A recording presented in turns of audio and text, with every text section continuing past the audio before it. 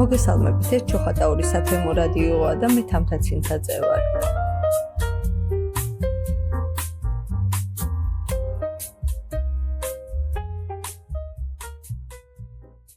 ნოემბერს მთელ მსოფლიოში აღინიშნება ადვოკატთა საერთაშორისო დღე, რომელიც ეძღვნება იმ ადამიანებს, ვინც ყოველდღიურად იცავენ სამართლიანობას, ადამიანის უფლებებს და საზოგადოების ინტერესებს. ადვოკატის პროფესია ერთ-ერთი ყველაზე საპასუხისმგებლო და ღირსეული საქმეა.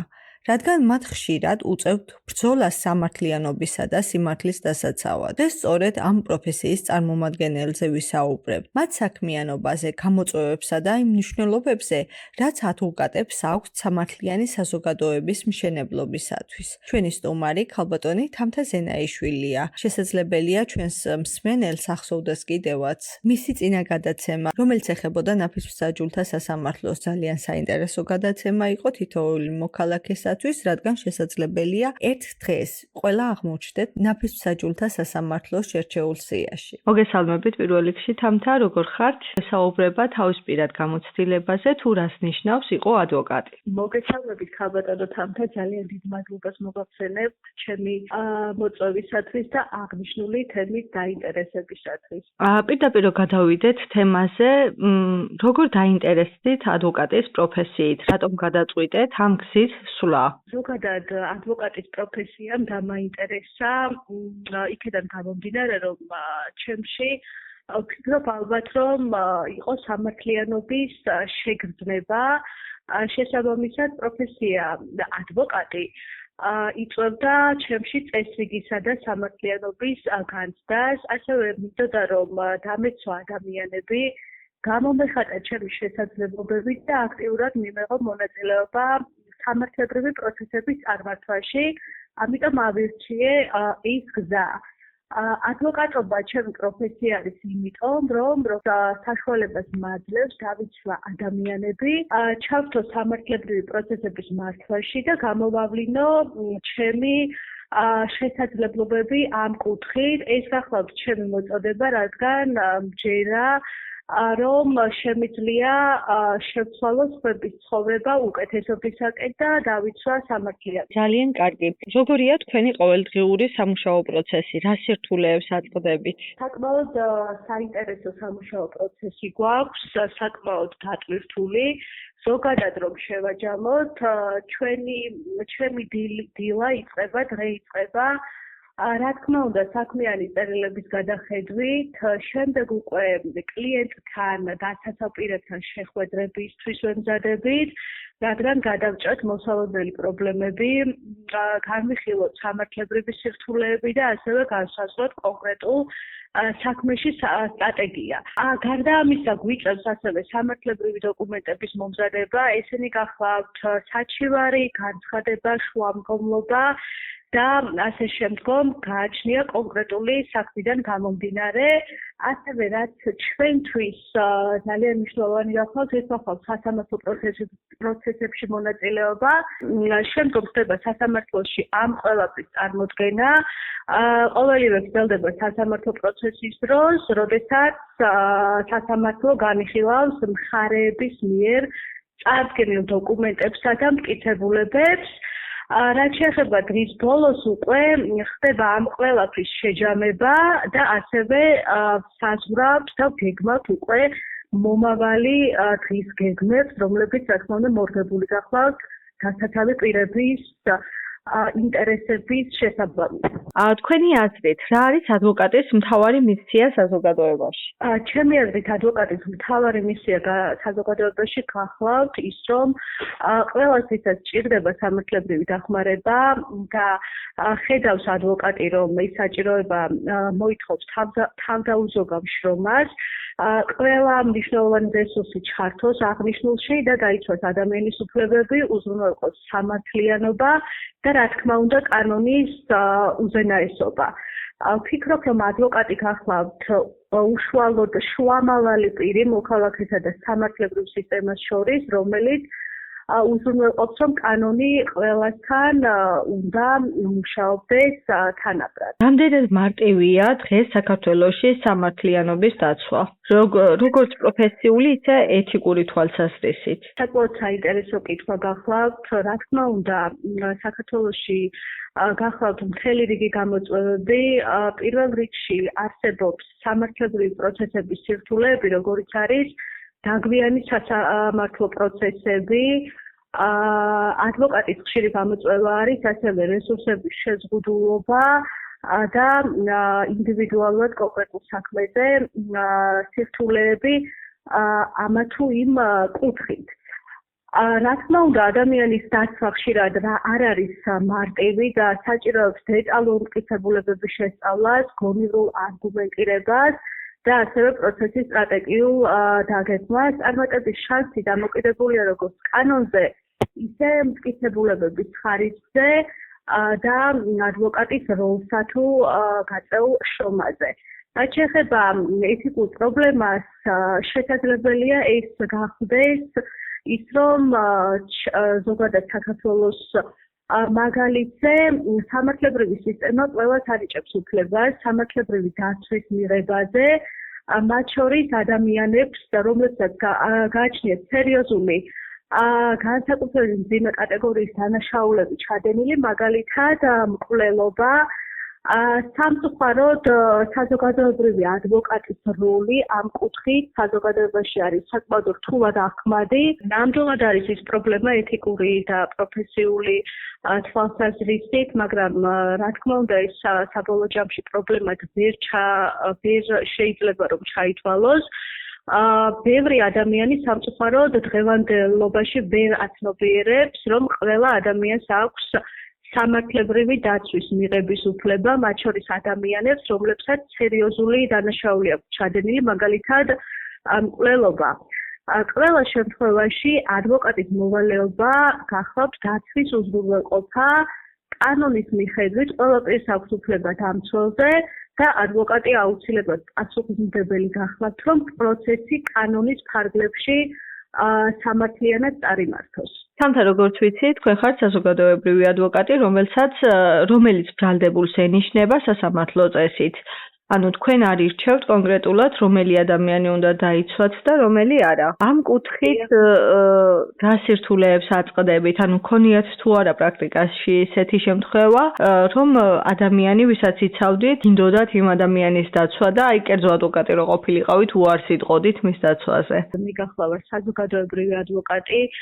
ზოგადად საზოგადოებრივი ადვოკატის როლი გახლავთ ძალიან მნიშვნელოვანი და ეს არის საკმაოდ მრავალმხრივი. ის ეხება როგორც ინდივიდის უფლებების დაცვას, ისე რომ მთლიანად სამართლებრივი ცნობიერების ამაღლებას საზოგადოებაში, რაც გულისხმობს უფასო სამართლებრივი დახმარება. საზოგადოებრივი ადვოკატი წარმოადგენს იმ მოქალაქეებს, რომლებსაც არ აქვთ შესაძლებლობა კერძო ადვოკატის დაქირავების. საზოგადოებრივი ადვოკატი უზრუნველყოფს, რომ ყველას ჰქონდეს თანაბარი წვდომა მას საჯულებაზე, მიუხედავად სოციალური მდგომარეობისა.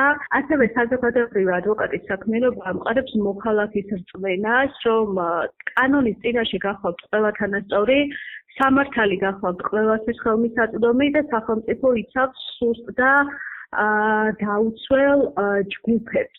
რაც შეეხება თქვენს კითხვას, თუ რა სირთულეებს ვაწყდებით აღნიშნულთან დაკავშირებით და ყოფილა თუ არა კონკრეტულად ფისკალის სამართლის საქმე და დასაცავი პირი, რომლის დაცვის შესაძლებლობა გვაქვს თუ არ გვაქვს, თავად ჩვენ ვირჩევთ. მოგახსენებთ ამასთან დაკავშირებით, რომ ადვოკატის ზოგადად ადვოკატის მოვალეობა არის და რა თქმა უნდა კონკრეტულად საზოგადოებრივი ადვოკატის ან ჩვენი მოვალეობა გახლავთ ნებისმიერი პირის დაცვის უზრუნველყოფა. იქედან გამომდინარე, რომ კანონის მიხედვით ყველა პირს აქვს უფლება დამცველზე და ჩვენ საზოგადოებრივი ადვოკატები პასუხისმგებელი ვართ, რომ ნებისმიერი პირის სისხლის სამართლის საქმე წარიმართოს კანონის ფარგლებში, რა თქმა უნდა, სამართლიანად.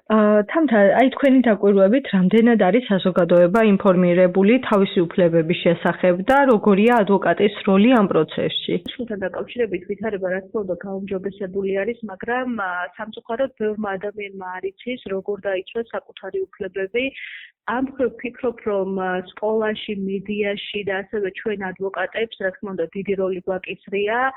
ხშირად უბრალოდ ინფორმაციის გაზიარება უკვე ადამიანს იხმარება აღნიშნული საკითხის გარკვევაში.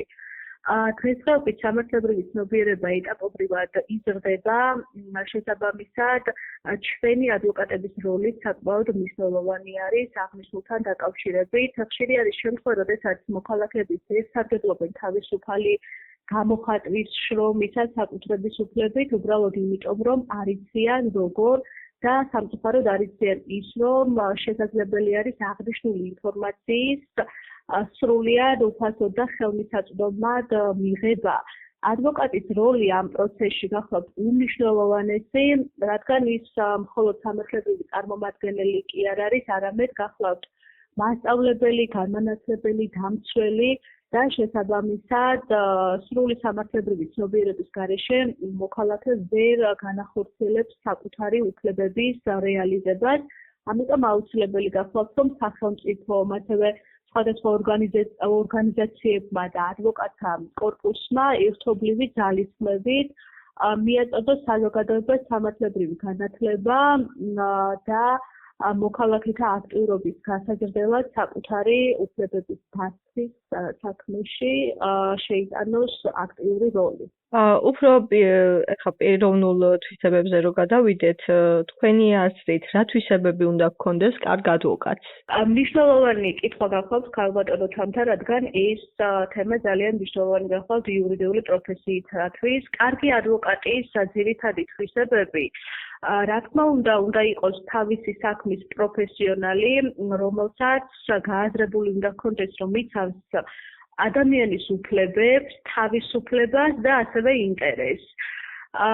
ვფიქრობ, რომ საქმიანობაში გადამწყვეტი მნიშვნელობა აქვს არა მხოლოდ ცნობას, არამედ პიროვნულ და ეთიკურ თვისებებსაც. რა თქმა უნდა, კარგი ადვოკატი უნდა ფლობდეს სიღრმისეულ იურიდიულ განათლებას, კანონმდებლობის მუდმივად განახლებულ ცოდნას და ასევე სასამართლო პრაქტიკასა და სასამართლოს სხვადასხვა დარგის ანალიზის უნარს.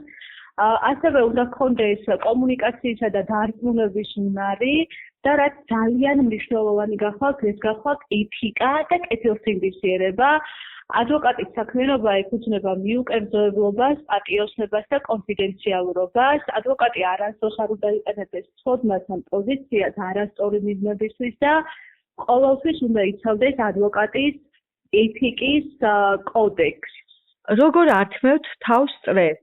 იქედან გამომდინარე, რომ თქვენ ძალიან ბევრი საქმეები გეწერებათ ხოლმე, ძირითადად მთლიანად ან სასამართლოში, ან ციხეში ხართ ხოლმე შეხვედრებზე თქვენ ბრალდებულებთან, მოყვებათ თუ არა ეს ემოციები სახლში? ზოგადად ადვოკატისთვის სტრესი პროფესიის ვფიქრობ, რომ განუყოფელი ნაწილი გახლავთ, რადგანაც საქმეები არის რთული, ემოციურად დატვირთული და ხშირად უკავშირდება საკმაოდ დიდ პასუხისმგებლობას. როგორ ვართმევ თავს სტრესს ამასთან დაკავშირებით გიპასუხებთ, რომ ვცდილობ საქმეში ჩავერთო გონებით და არა მთლიანად ემოციებით. ვაცნობიერებ იმას, რომ ადვოკატი უნდა იყოს მშვიდი და ობიექტური, რადგან ჩემი ემოციური რეაქცია პირდაპირ მოქმედებს დასაცავ პირზე და ასევე პროცესის შედეგებზე, საბოლოო შედეგზე, თუმცა ეს რა თქმა უნდა არ ნიშნავს გულგრილობას, უბრალოდ უნდა ვცოდე რომ შეინარჩუნო ბალანსი საკუთარ ემოციასა და გონებას შორის. ასევე ძალიან მნიშვნელოვანი გახლავთ კოლეგებთან ურთიერთობა. შედეგად გამომდინარე, რომ კოლეგებს, ადვოკატებს გვაქვს ერთნაირი გამოცდილება, ერთნაირი სტრესი აღნიშნულთან დაკავშირებით. ასევე რაც გახლავთ ძალიან მნიშვნელოვანი, ყოველი საქმის შემდეგ ვფიქრობ, თუ რა ვისწავლე, რით განვითარდი, რა შევცვალე და როგორ შემიძლია რომ უკეთ გავაკეთო, როდესაც ვხედავ საკუთარი თავის პროგრესს, რა თქმა უნდა, სტრესიც ნაკლები არის და ის დაიქცევა არა ტვირთად, არამედ გამოცდილებად. ძალიან მნიშვნელოვანი არის პოზიტიური ხედვა, მნიშვნელოვანი არის ის, რომ თითოეულ საქმეში დავინახო აზრი, ის რომ ჩემი შრომა ვინმეს ეხმარება, ეს რა თქმა უნდა ანეიტრალებს თაღლილობას და მაძლევს მოტივაციას, რომ გავაგრძელო სხვისი უფლების დასაცავად. მე მგონი თქვენთვის მოგებული საქმეები უფრო დიდი мотивაციაა კიდევ და რა თქმა უნდა, ყოველი წაგებული საქმე კიდევ გამოწვევა. დიახ, რა თქმა უნდა, არ შემიძლია რომ არ დაგეთანხმოთ მოგებული საქმე ადვოკატის კარიერაში მხოლოდ მოგებული საქმე არ არის, ეს არის იურიდიული გამარჯვება, რაც იწვევს ჩემში სამართლიანობის აღდგენას და ადამიანის ცხოვრებაში ცვლილებების შეტანას. თამთა მოდი რომ ვისაუბროთ მომავალ თაობებზე. რას ეტყოდით ახალგაზრდებს, ვისაც სურს რომ ამ სფეროში დაიწყოს მუშაობა? რა გამოწვევების წინაშე შეიძლება ისინი აღმოჩნდნენ და რისთვის უნდა იყვნენ მზად? საკმაოდ სიღრმისეული თემა გახლავთ ქალბატონო თამთა. რაც ვეტყოდი მომავალ თაობებს, ვისაც სურს რომ გაიარონ გზა იმისა, რომ გახდნენ ადვოკატები. რა თქმა უნდა, ადვოკატის პროფესია საკმაოდ რთული გახლავთ და ის მხოლოდ იურიდიული საქმიანობა არ არის, ეს არის ადამიანობის, სამართლიანობის და ღირსების დაცვა. ის, ვინც ირჩევს ამ გზას, უნდა იცოდეს, რომ ადვოკატობა არ არის მარტივი, მაგრამ არის ღრმად ადამიანური და ღირსეული პროფესია. პირველ რიგში ვურჩევდი, რომ თქმა უნდა არ უნდა შეეშინდეთ სიმართლის დაცვა, ადვოკატის გზა სავსეა წინააღმდეგობებით. ხშირად მოუწევთ ძლიერი მხარის წინაშე დგომა საკუთარი კლიენტის დასაცავად და ყოველთვის ახსოვდეთ, რომ სიმართლე ყოველთვის არ არის პოპულარული, მაგრამ ადვოკატის საქმე ის, რომ მან ყოველთვის უნდა დაიცვას, მტკიცედ იდგეს კანონის, სინდისისა და სამართლიანობის მხარეს.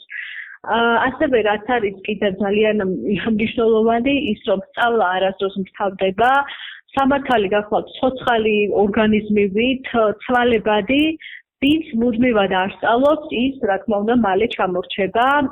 მნიშვნელოვანი არის ბევრი კითხვა, ბევრი პრაქტიკის მოძიება და ასევე გათავისება იმისა, რომ ყოველი საქმე გახლავთ ახალი, გაკვეთილი. ასევე აუცილებელი არის, რომ ადვოკატი არ უნდა იყოს მკაცრი, ის უნდა იყოს გაგების, თანაგრძნობის, მოსმენის უნარის მქონე ადამიანი, რადგან ზოგჯერ სიტყვა უფრო დიდი იმედს აძლევს ადამიანს, ვიდრე სასამართლოს გადაწყვეტილება და ასევე უმნიშვნელოვანესი გახლავთ ფსიქოლოგიური გამძლეობა. ჩვენ როგორც ვისაუბრეთ, საკმაოდ სტრესული გახლავთ ადვოკატობა, ხშირად შეიძლება შევხვდეთ უსამართლობას, აგრესიას, წარუმატებლობას, მაგრამ არასოდეს არ უნდა დანებდეთ, უნდა ისწავლოს სტრესის მართვა, ემოციების კონტროლი და შინაგანი სიმშვიდის შენარჩუნება, ეს გახლავთ უმნიშვნელოვანესი პროფესიული იარაღი. საბოლოო ჯამში მომავალ თაობას ვეტყოდი, რომ თუ გიყვართ სამართალი, ჯერაც სიმართლის და გაქვთ ემპათიის უნარი, ეს გზა, რა თქმა უნდა, გახლავთ თქვენთვის. ძალიან დიდი მადლობა. 8 ნოემბერი ადვოკატთა საერთაშორისო დღეა, გილოცავთ პირველ რიგში თქვენ და ყველა ადვოკატს და ვისურვებ, რომ ისეთ ქვეყანაში და ისეთ სახელმწიფოში ვიცხოვროთ, სადაც კანონის უზენაესობა ყველაზე მაღლა იქნება ნამდვილად. მადლობას მოგახსენებთ ქალბატონო თამთა, რა თქმა უნდა.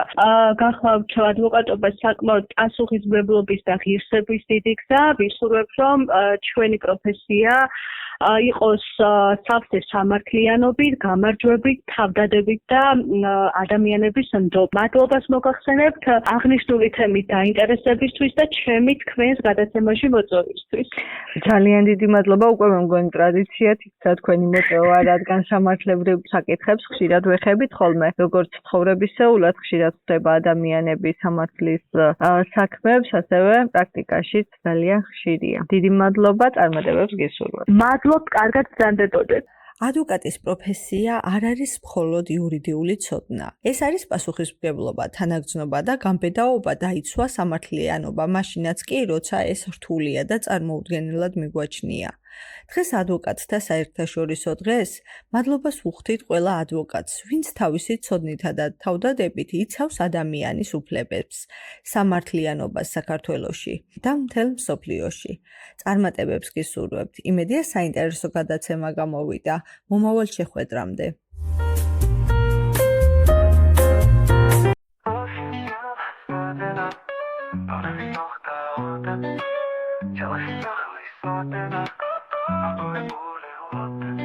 Ezashitwane balahi kheze gasuli adesa damo partkhale kalmahi amo olili badesa viali kushina debi leksi gajeli velada bukhari shvelis tsvatebi da khvinit savse khelada Krima jol khasam bekura shvitkatsam tepshina kukhi guruli glekhish chakura da mosepuli pasuhi Tapas gaხედავ იხარე მუდამ ლექსის მართულია სალოცავ სათაღვანოა ჩემი ლამაზი გურია გულში სიმღერის მოდენა ბაღებში გოხდა ოდები ჯალაში სახლის ოდენა აგორებული ლოდები ესოში მწვანე ბალახი ხეზე გასული ადესა დამოფართხალე კალმახი ამოყოლილი ბადესა Viali kushina debi, leksi gajrili velada Bukhari shvelis tsvatebi, da khvinit savse khelada Krimanjul khasam bekura, shvitkatsam tepshina kukhi Guruli glekhis chakura, da mosrebuli pasuhi Tapas gaხედავ იხარე, მუდამ ლექსის მართულია სალოცავ სათაღვანოა, ჩემი ლამაზი გურია სიმღერის მოდენა ბაღებში გოხდა ოდები ჯალაში სახლის ოდენა აგორებული ლოდები ესოში მწვანე ბალახი ხეზე გასული ადესა დამოფართხალე კალმახი ამოყოლილი ბადესა